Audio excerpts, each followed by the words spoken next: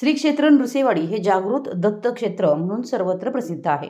ग्रामपंचायतीकडे स्थानिक नागरिक आणि देवदर्शनासाठी येणारे दत्तभक्त यांना सुविधा पुरवण्याची जबाबदारी आहे। बरीच विकास कामं शासकीय फंडातून तसेच ग्रामपंचायत फंडातून केली जातात। हे विकास कामं करत असताना नियमानुसार व पारदर्शक प्रक्रिया पूर्ण करणं ग्रामपंचायतीला बंधनकारक आहे। पण ग्रामपंचायतीच्या कारभाराने सर्व नियम धाब्यावर बसवून मनमानी करून विकासाच्या नावाखाली भोंगळ आणि बेकायदेशीर काम केलंय। कृष्णा पंचगंगा नदीच्या संगम तीरावर असलेल्या नृसिंहवाडीकरांना अपुरा पाणी पुरवठा होतोय। नदी उशाला असून देखील येथील नागरिकांच्या घशाला कोरड पडली आहे।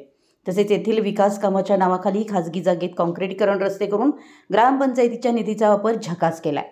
तर रात्रीच्या वेळेस कंपाऊंड बांधकाम करण्याचा अट्टहास कारभारी का करतायत, यामागचं गौड बंगाल काय, असा सवाल भाजपाचे अध्यक्ष संजय शिर्टीकर, भाजपा नेते मुकुंद पुजारी यांनी पत्रकार बैठकीत केला।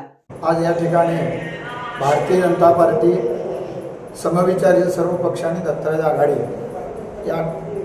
या संयुक्त विद्यमाने आज या ठिकाणी नृसिंहवाडीच्या ग्रामपंचायतच्या कारभाराबाबत जी अनास्था आहे आणि जी नाराजी आहे ती व्यक्त करण्यासाठी आज या ठिकाणी बोलत आहे। तर मुख्य पहिला मुद्दा की 6 मार्च 2025 ते 8 एप्रिल 2025 अखेर ग्रामपंचायतनं फक्त एक वेळेलाच पाणी पुरवठा केलेला आहे। दोन्ही वेळेला जे पाणी होतं ते एक वेळेलाच पाणी पुरवठा होत होता आणि ग्रामपंचायतच्या इतिहासामध्ये अशी कधीही परिस्थिती आतापर्यंत आली नाही की बाबा एक महिना ग्रामपंचायतनं एक वेळ पाणी पुरवठा केलेला आहे। आत्तापर्यंत उन्हाळ्यासारख्या परिस्थितीमध्ये 38 टेम्परेचर असताना, नदीला पाणी भरपूर असताना उन्हाळ्यामध्ये हे काम करणं खरोखर गरजेचं होतं काय, हा मुख्य मुद्दा त्यातला आहे। दुसरी गोष्ट, डेप्युटी इंजिनियर देशमुख साहेब, बदडे साहेब हे सर्व ठिकाणी येऊन ह्या ठिकाणी कामाची जी पाहणी करत होते त्या कामाच्या संदर्भात त्यांनी प्रत्यक्ष काम थांबवण्याचे आदेश देऊन सुद्धा, ग्रामसेवकांनी लेखी आदेश देऊन सुद्धा काही ठिकाणी अनधिकृत बांधकाम सुरू आहे ते थांबवण्याचे आदेश देऊन सुद्धा बांधकाम सुरू आहे। याबद्दल ग्रामस्थांच्या नाराजी आहे।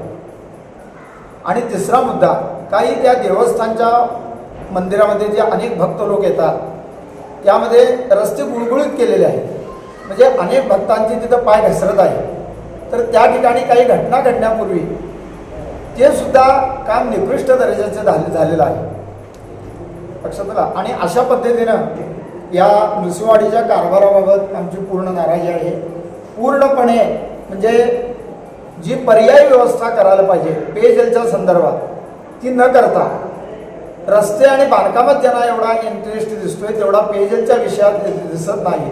आणि नागरिकांची अनास्था या ठिकाणी फार होते, नागरिकांचा उद्रेक फार होते। नृसिंहवाडीचे नागरिक हे सज्ञान आहेत, कुठल्याही प्रकारचं आंदोलन करणे हे करणे या विचाराचे ते नाही आहे, तरीसुद्धा एक सनदशीर मार्गानं प्रश्न मांडणे यासाठी नागरिक असल्यामुळं या गोष्टीचा त्यांनी गांभीर्याने विचार करावा। आणि जे काय आमची तक्रार आहे ती आम्ही लेखी पद्धतीने दिलेली आहे आणि त्याच्यावर आमची पूर्ण ग्रामपंचायत विषयी नाराजी आहे। झालेल्या कामाची निविदा प्रसिद्ध करून संगनमताने मोठा आर्थिक गैरव्यवहार करण्याचा ग्रामपंचायतीचा डाव आहे।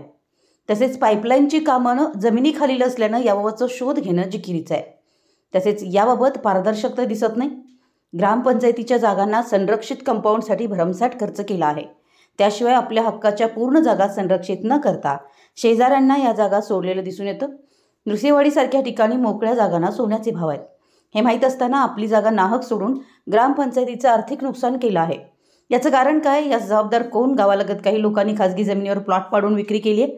सदर प्लॉटधारकांना रस्त्याची सुविधा पुरवण्याची जबाबदारी या प्लॉट मालकाची असताना ठेकेदारांना आर्थिक लाभ देण्यासाठी ग्रामपंचायतीनं आपल्या फंडातून येथील मुर्मीकरण केलं आहे, म्हणजेच ग्रामपंचायतीचं आर्थिक नुकसान केलं आहे। तसेच हे करताना सदर क्षेत्रावर खुली जागा सोडलेली नाही, अन्यही बऱ्याच बाबतीत नियमबाह्य व मनमानी कारभार केल्याचं दिसून येतं। याबाबत पदाधिकारी, काही सदस्य, ग्रामसेवक हे संगनमतानं गैरकारभार करतात। तरी संपूर्ण कामाची व संबंधितांची सखोल चौकशी होऊन त्यांच्यावर योग्य ती कारवाई व्हावी आणि तेथील जनतेला दिलासा द्यावा, अन्यथा उपोषण करून आंदोलन करणार असल्याचं शिर्टीकर यांनी सांगितलं।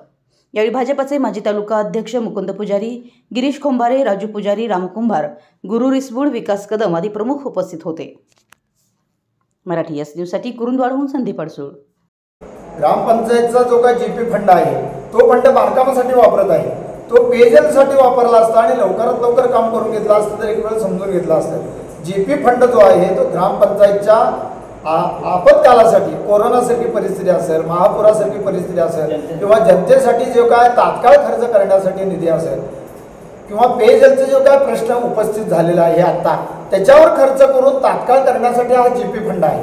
रस्ते करण्यासाठी, बांधकामं करण्यासाठी, कंपाऊंड बांधण्यासाठी तुम्हाला सरकारकडून पैसे मिळू शकतात. ते तुम्ही आणून जर का करून घेतलं तर त्याच्याविषयी नागरिकांची तक्रार असण्याचं काम नाही.